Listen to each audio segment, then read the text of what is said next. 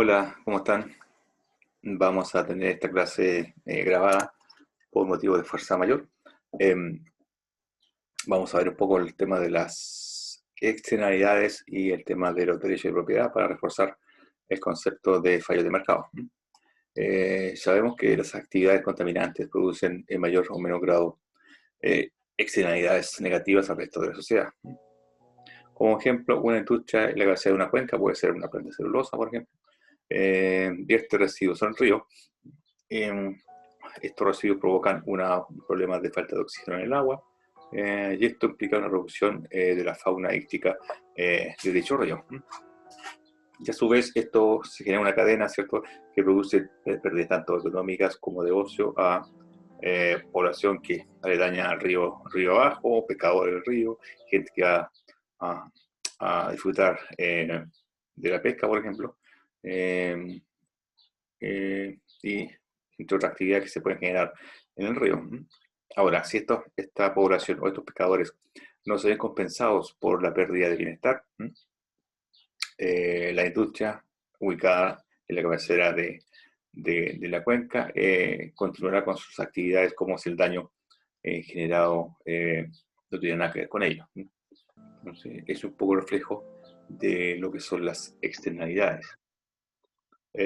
Una externalidad negativa, un costo externo o una deseconomía externa, se refiere cuando un agente, una entidad, una empresa, una fábrica genera un nivel negativo o pérdida de bienestar para un tercero, una sociedad, una población, el entorno de una fábrica, por ejemplo.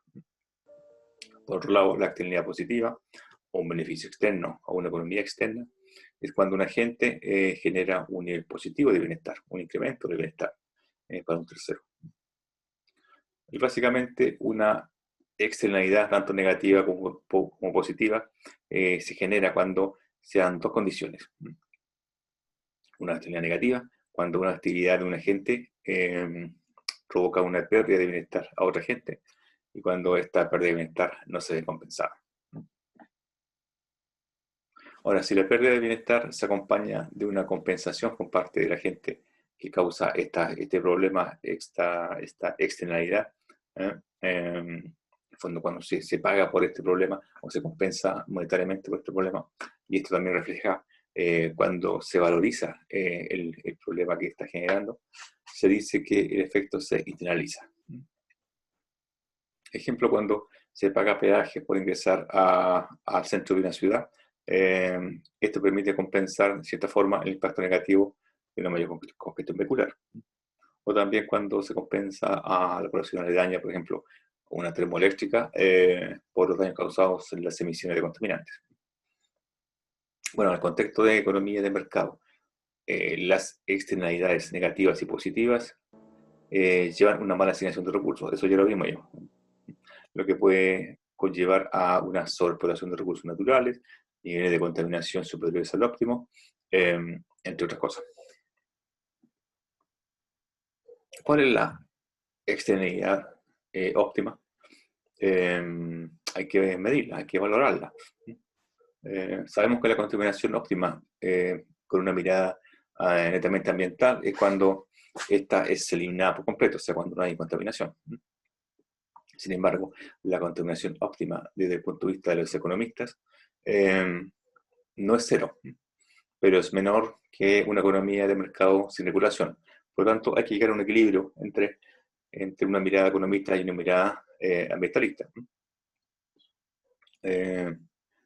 Sabemos que la contaminación óptima de los economistas es distinta de cero, eh, ya que cero contaminación implica demasiado costo muy elevado para filtro, para manejo de residuos, que hacen no rentables muchos proyectos, bueno, la mayoría de los proyectos. Ahora, cero contaminación también puede implicar cero producción, o sea, no producir nada. También considera que, por otro lado, que el ambiente posee cierta capacidad de diseminación de contaminantes. Entonces hay que llegar a un punto intermedio, que sea óptimo para para el negocio, para que sea rentable y también sea óptimo para la sociedad. Cuando existe una interrelación entre el ambiente natural y el ambiente social, ambos deben ser combinados de una forma tal de generar el máximo producto posible, o sea, ser eficiente en ese sentido, para generar un producto que sea ambientalmente aceptable y también sea económicamente rentable. El nivel de contaminación óptimo desde el punto de vista social para la sociedad es aquel donde estos beneficios adicionales que se logran cuando se produce más o con una mayor producción, eh, por lo tanto, cuando se incrementa el nivel de contaminación, son iguales o equivalentes a los costos externos de este mayor nivel de contaminación que provoca al resto de la sociedad. ¿Sí? Podemos graficar eh, los beneficios marginales o los beneficios privados, ¿cierto?, de una empresa contaminadora, por un lado, y el costo que significa un mayor nivel de contaminación. Por un lado, los beneficios privados marginales netos, que es el beneficio de una empresa privada, ¿cierto?, cuando produce, cuando incrementa su producción, y por otro lado, el costo marginal que genera este nivel de producción a la sociedad. En la gráfica que les presento, el eje de las X está, el eje horizontal, perdón, está el nivel de actividad económica, que también es un reflejo del nivel de contaminación. Mayor actividad económica, mayor producción, mayor contaminación. Por lo tanto, el BPMN, que es el beneficio privado marginal neto, es el beneficio extra neto de incrementar el nivel de actividad en una unidad con una mirada de la empresa, el productor, ¿cierto? Y el CME es costo marginal externo, es el valor del daño adicional ocasionado por la contaminación que proviene de la actividad, al incrementar el nivel en una unidad. Usted sabe que en economía el análisis de los beneficios, costos marginales son relevantes. Ahora, el área bajo la curva del beneficio privado marginal neto es el beneficio total, beneficio privado total del contaminador o de una empresa contaminadora, por ejemplo. Y el área abajo, el costo marginal externo, es el costo externo total. Por lo tanto, uno podría deducir aquí cuál es el nivel óptimo de externalidad cuando se igualan las curvas, donde se intersectan ambas curvas, ¿cierto? Donde el beneficio privado marginal neto es equivalente al costo marginal externo. El triángulo OXY en la gráfica es el área donde se puede obtener un mayor beneficio neto. En el fondo es el área A. El nivel de contaminación física a ese nivel de actividad es el nivel óptimo de contaminación.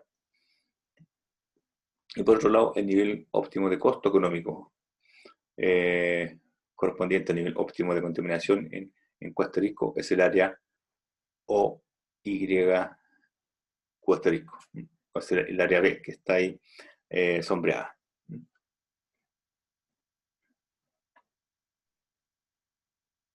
Entonces, análisis de las áreas y de la gráfica, en este punto podemos ver el área B, ¿cierto? Dijimos que es el nivel óptimo de externalidad, donde hay un equilibrio entre el beneficio privado marginal y el costo marginal externo.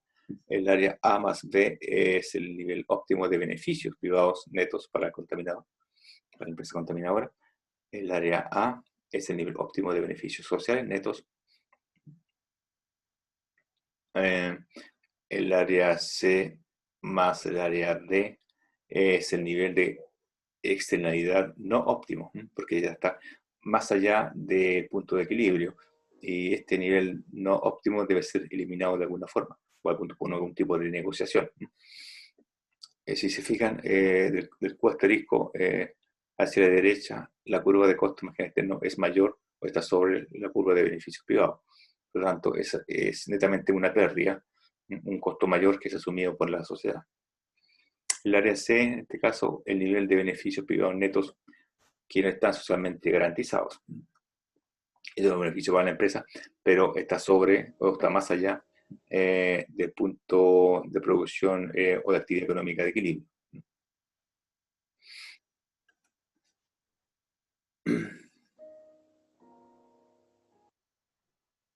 Por lo tanto, cuando se presenta una externalidad, existe una divergencia entre el costo privado y el costo social. Si esta divergencia no se corrige, el contaminador o la empresa contaminadora continuará actuando en un punto entre el Q asterisco y el QPI. Lo que pasa es que los beneficios para la empresa contaminadora son máximos cuando nos pasamos cada vez más hacia la derecha, hasta llegar a QPI, que es el nivel máximo de beneficio para la empresa.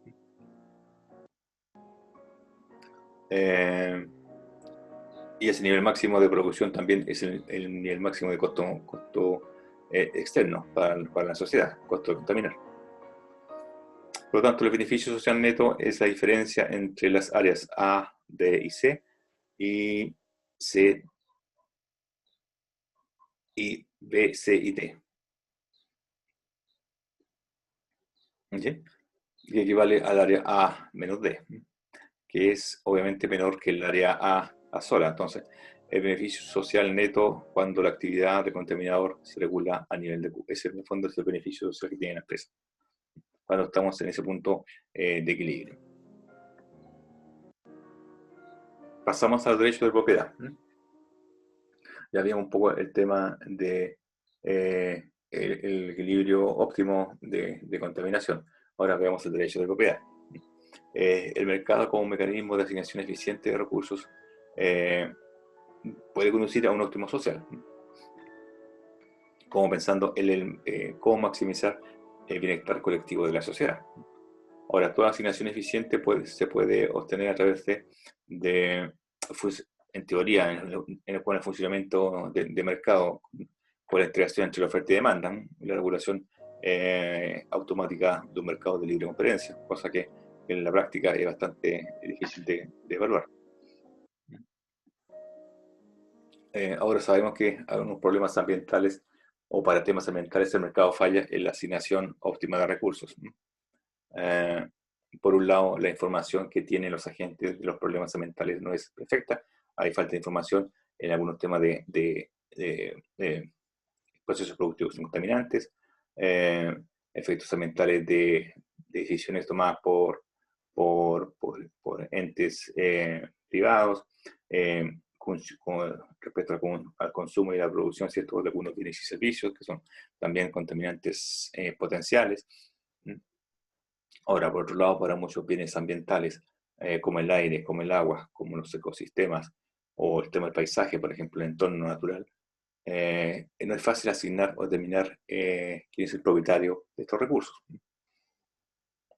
Por lo tanto, no se puede definir de manera exacta quién es el propietario y el alcance del derecho de propiedad. Por eso las obligaciones y los derechos que tiene esta persona sobre un recurso determinado. Ahora, para la mayoría de los bienes ambientales, los mercados no existen o no están bien definidos. Ya hemos visto que el mercado para valorar el paisaje, por ejemplo, para valorar la pérdida de biodiversidad, no es fácil de evaluar, no es fácil de medir. Y no hay mercado para eso. Por lo tanto, hay un fallo de mercado dado la ausencia del derecho de propiedad, que no está bien definido.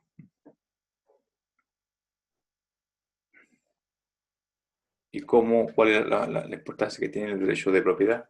Que tiene relación con el derecho a usar de un recurso. Por ejemplo, en un predio, una propiedad, uno tiene derecho a cultivar la tierra que posee, tiene derecho a usar la casa propia, derecho a hacer determinado uso del ambiente.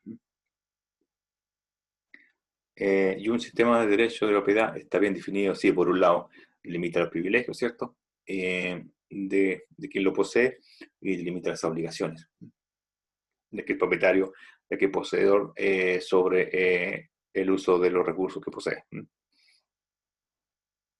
Y para el funcionamiento correcto del mercado, los derechos de propiedad son la estructura fundamental. Y ahí es donde radica el problema de los fallos de mercado. Y como dice acá, el mercado no podría existir si no hay un derecho bien definido sobre el elemento que se quiere transar, que se quiere intercambiar. Sin embargo, para bienes ambientales, el derecho sobre el uso, el derecho de exclusividad es complejo de determinar. Ambos derechos garantizan la posibilidad de transferir, de transar un producto o un servicio, pero esto no es aplicable para temas ambientales.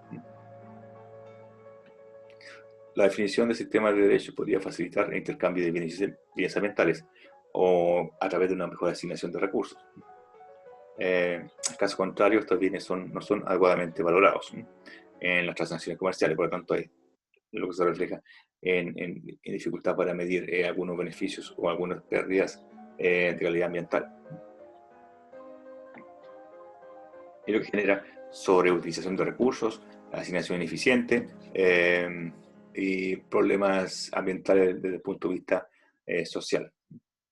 Y lo que ya hemos visto, se genera una serie de externalidades, mala asignación de recursos, problemas en el tema de deterioro y menoscabo ambiental. Sabemos que los derechos privados es donde una propiedad, un predio, una casa está bien definida y está bien identificado quiénes son los propietarios, los dueños. Y sin embargo, en derechos comunes o comunales, el uso de la propiedad es cuestión, se comparte entre varios, ¿no? Y cuando este bien, este objeto es de muchos propietarios o de muchos dueños, es difícil definir los límites y quiénes son los dueños y quiénes son los que tienen atribuciones sobre el recurso. Por ejemplo, ¿quién tiene derecho a utilizar un complejo deportivo público? Cualquiera. Cualquier persona puede utilizar un complejo deportivo. O quién tiene derecho a ir en automóvil al centro de la ciudad un día sábado. O sea, cualquiera tiene esa posibilidad. ¿Y quién tiene derecho a usar el ambiente como proveedor de recursos? Cualquiera, obviamente dentro de ciertos límites. ¿Y quién tiene derecho a usar el ambiente como colector de residuos? La gente tiene residuos por cualquier parte, ¿no? No hay ninguna obligación, entre comillas, digamos, sobre el uso de algunos bienes o recursos ambientales. Por lo tanto, mientras los niveles de contaminación no lleguen a niveles mayores a esta capacidad de asimilación del ambiente, el tema de las externalidades o temas del derecho de propiedad no se hace tan crítico. Sin embargo, ya hemos pasado varias veces ese problema de capacidad de asimilación del ambiente, entonces nos rebota ese problema a nosotros como comunidad en general. Los niveles de contaminación muy altos afectan al resto de la sociedad. Por lo tanto, el sistema de mercado falla como buen asignador de recursos. Observando el mismo gráfico de beneficio privado marginal neto y costo marginal externo, sabemos que el punto de contaminación de equilibrio es donde está la intersección entre las curvas, el punto Q asterisco. Ahora, en ausencia de regulación, la empresa contaminadora tratará de operar donde genera mayor beneficio privado, o beneficio total, o privado marginal neto, que en el fondo es llegar hasta Q', en donde se maximizan sus beneficios. Sin embargo, sabemos que el óptimo social está en Q asterisco. Por lo tanto, el mercado, ¿cierto?, cómo funciona y el objetivo social parece no ser muy compatible.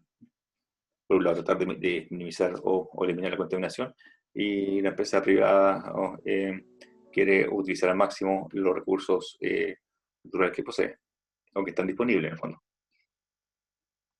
Por un lado, si la empresa, si el contaminado tiene el derecho de propiedad, por ejemplo, no sé, una planta de celulosa que se quiere instalar en un sector rural cercano a un pueblo, un poblado, donde este poblado son los dueños del terreno, de la tierra, y el dueño de los bosques, por ejemplo.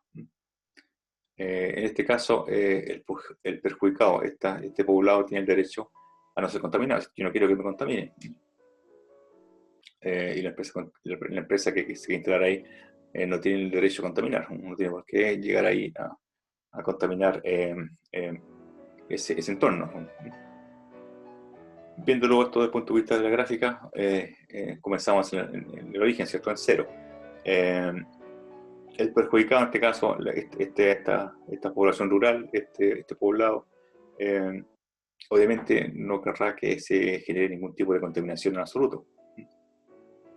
Y por lo tanto, como ellos son dueños de la propiedad, del terreno, de los bosques, en este caso pensando en la planta de celulosa, su postura será a no negociar, o ellos van a tener eh, eh, la mayor fuerza en la negociación.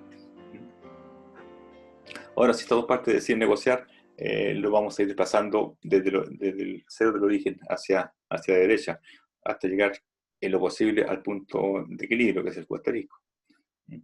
Si se desplazan, por ejemplo, hasta el punto D, la empresa contaminadora, la planta celulosa, por ejemplo, ganaría el área O, A, B, B, D, toda esa zona, como beneficio total. Y el poblado que va a ser contaminado pierde el triángulo OCD. Ahora, como hay diferencia entre los dos y es mayor el área OABD, respecto al triángulo de abajo, hay potencial para seguir negociando. La empresa contaminadora ofrecerá compensar, ¿cierto?, a esta población o este poblado que va a ser contaminado en alguna cantidad mayor a OCD, claro, para que sea atractivo para el poblado, para la población que vive ahí. Y así va a seguir obteniendo un beneficio. Más aún, este entorno contaminado también se vería en mejores condiciones, aunque va a perder ese triángulo OCD, ¿cierto? De costo externo, ganaría más que eso en la compensación. Si empezamos entonces en cero y los derechos de propiedad pertenecen a este poblado que se ha contaminado, existe una tendencia natural a moverse hacia el óptimo social, a seguir negociando por una transacción de mercado hasta llegar a un punto óptimo social donde se igualan las curvas. Ahora, por el lado contrario, si la empresa contaminadora tiene los derechos de propiedad, es el dueño del territorio, es el dueño del predio donde se quiere instalar con su planta de celulosa, es dueña del patrimonio forestal, por ejemplo, el punto de partida será todo lo contrario. Será en el punto de máximo beneficio privado para la empresa, que es el punto QPI.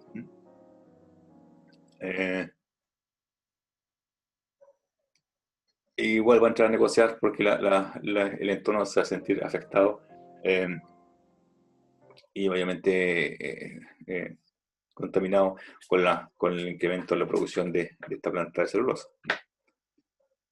En este caso sería el contaminado o este poblado que va a ser afectado el que podría compensar a la empresa contaminadora por reducir su actividad. Como el contaminado o este poblado tendrá que tolerar una pérdida expresada en esta región, ¿cierto? FHI, QPI, si no se produce el desplazamiento hasta F, y está dispuesto a ofrecer una cantidad por debajo de este monto para hacerlo. Así, para la empresa ser atractivo, digamos, seguir negociando. Por lo tanto, se va a tender de la misma forma que en el caso anterior a desplazarse hacia el Q asterisco, que es el punto de equilibrio. Va a ir cada vez perdiendo un poquito más de beneficio privado la empresa contaminadora y va a ir reduciendo en cierta forma también el costo marginal externo, el costo para la sociedad de la contaminación. Y como les decía, hay un potencial de negociación a seguir se desplazando hacia el punto de equilibrio o asterisco. Y en tanto que podamos llegar a un acuerdo entre la empresa contaminadora y el entorno que está siendo contaminado, el mercado en teoría igual nos llevará, según este análisis, ¿cierto?, a un punto de equilibrio, que sería el optimismo social. O sea, igual el mercado aquí asigna de manera eficiente eh, los recursos. Aparece el teorema de Coase del año 1960, que establece que sea quien sea el titular de los derechos de propiedad, existe una tendencia automática a acercarse al optimismo social.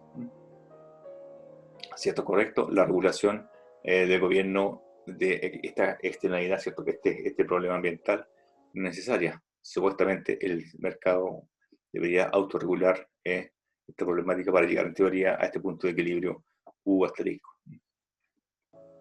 Ahora, para que un derecho de propiedad tienda a mejorar la asignación eficiente de los recursos, como el que vimos, ¿cierto?, a tenderse hacia el optimismo social, debe haber por lo menos 4 características que debe cumplir. Por un lado, el derecho de propiedad debe estar claramente definido, quién son los dueños de la propiedad, quién son los dueños de recursos que va a ser afectado. Segundo, los costos y los beneficios asociados al uso o posesión de un determinado derecho deben afectar o beneficiar de manera directa o indirecta a quien posea el derecho de propiedad. O sea, los dueños son los que asumen los costos y los beneficios asociados a ese bien. Tercero, el derecho será transferible al resto de la sociedad si el propietario quisiera entregar o negociar el derecho. O sea, que tiene la cualidad de que pueda ser transferible al resto de la sociedad sin ninguna restricción. Y por último, debe ser realista. O sea, que pueda ser aplicable o ejercido este derecho. Eso es, espero que le haya quedado claro. Voy a subir un material en ADECA referido a este análisis para mayor comprensión de la clase. Que esté bien.